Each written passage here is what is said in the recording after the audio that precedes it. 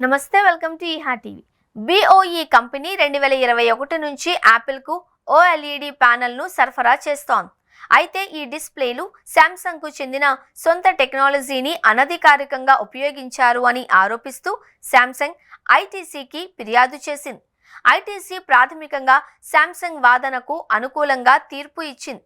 శాంసంగ్కు చెందిన గోప్యమైన టెక్నాలజీతో తయారు చేసిన ప్యానెల్స్ను BOE తన అనుబంధ సంస్థల ద్వారా అమెరికాలో విక్రయించేందుకు యత్నించింది అని ITC అభిప్రాయపడింది.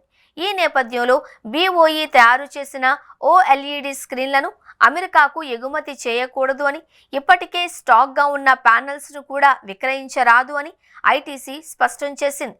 తుది తీర్పు మాత్రం ఇంకా వెలువడాల్సి ఉంది. BOE వివాదం మధ్య యాపిల్కి కూడా పలు ఆరోపణలు రావడంతో కంపెనీ అధికారికంగా స్పందించింది. ఈ కేసులో యాపిల్ పార్టీ కాదు, మా ఉత్పత్తులపై ఈ తీర్పు ఎలాంటి ప్రభావాన్ని చూపదు అని యాపిల్ స్పష్టం చేసింది. ఈ వివాదానికి సంబంధించి ప్రస్తుతం ITC ఇచ్చింది ప్రాథమిక తీర్పు మాత్రమే. తుది నిర్ణయం ఈ ఏడాది చివరిలో వచ్చే అవకాశం ఉంది. ఆ తర్వాత 60 రోజులలోపు అమెరికా అధ్యక్షుడు ఆ తీర్పును ఆమోదించవచ్చు లేదా తిరస్కరించవచ్చు.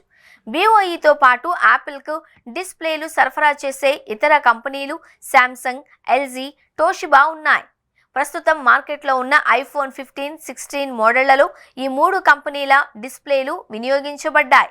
రాబోయే iPhone 17లో కూడా BOE ప్యానెల్స్ ఉపయోగించే అవకాశం ఉన్నప్పటికీ నిషేధానికి గురైన టెక్నాలజీ ఆధారంగా తయారైన ప్యానెల్స్ను యాపిల్ గ్లోబల్ మార్కెట్కు సరఫరా చేయదు అని తెలుస్తోంది. యాపిల్ BOE నుంచి LTPO OLED ప్యానెల్ను ముఖ్యంగా చైనా వర్షన్ ఐఫోన్లకు మాత్రమే వినియోగించాలి అన్న వ్యూహంతో ముందుకు వెళుతోంది. ఇవి ప్రపంచవ్యాప్తంగా అమ్మే ఐఫోన్లలో వినియోగించే స్క్రీన్లతో పోలిస్తే నాణ్యతలో తక్కువగా ఉండవచ్చు అన్న అభిప్రాయము వినిపిస్తోంది.